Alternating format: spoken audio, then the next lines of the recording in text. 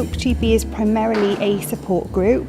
It was set up with the intention that it would support parents and carers, initially of children with autism, although they don't need a diagnosis to come along to us. And it's developed over the last few years where some of the children with a diagnosis have become adults. So we're now supporting them as well. I was given a leaflet for this support group, Hope GB, and I didn't know what to expect. And I remember walking into the room and Sarah was there and she was so welcoming. And I try my best to attend every meeting because I just find them so useful. I just find being able to sit with other mums and they tell you their experiences. And a lot of the time, you might have a bad week and then hearing other parents talk about how difficult their week's been, it sometimes makes you walk away thinking, it's not that bad. I don't mean things aren't bad, but you know what I mean? There's so many people in the situation that you're in. Hope GB has helped us by being there and being a support for us. And it's lovely to go and network with other parents, with children with the same conditions, and getting the opportunity to involve Lauren with other children that are the same as her. Hope GB has been very helpful to us. You know, if we've had any emotional problems, we need help and support, Hope GB is there for us. It helps us with outside activities, and generally they're a great support for, well, everything. You know, you can just pick up the phone, Sarah's there. We have a range of activities. We try and put on exclusive social events that our families can access. So they get opportunity to participate in everyday activities that other families enjoy, but typically they can't access because of their child's needs. We also provide advice on education, on benefits. We try and arrange social activities. So there might be things that you think you'd never be able to do with your child, and like we've done a few trips now. Our biggest one obviously was Euro Disney in 2010, but we do social activities and we do trips, and I think it's getting involved with other parents.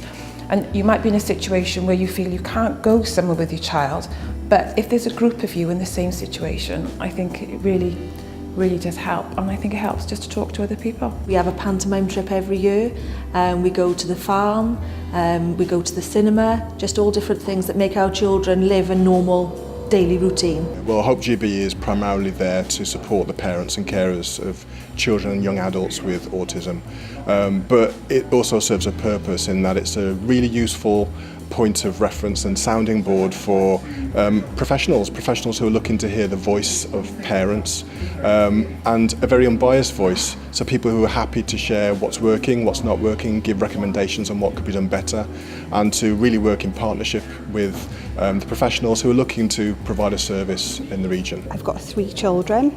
My oldest son Sam, who's now 11, was diagnosed with autism at the age of 4. It was just a week after his 4th birthday. It was a big shock to us. He'd had hearing problems, but then continued to have social difficulties, a continued speech delay. And once he'd had the diagnosis of autism, I was left to the internet to find out what that meant for us, and decided that I needed to move to America to get help for him, which once I'd been contacted by a health professional, I discovered that wasn't the case, and I accessed an early bird course which was run by our speech therapist, and through that I met other families, other lovely mums and dads who were having the same experience of autism that I was, and I actually felt normal talking to them, whereas talking to other families outside the nursery, I felt very isolated.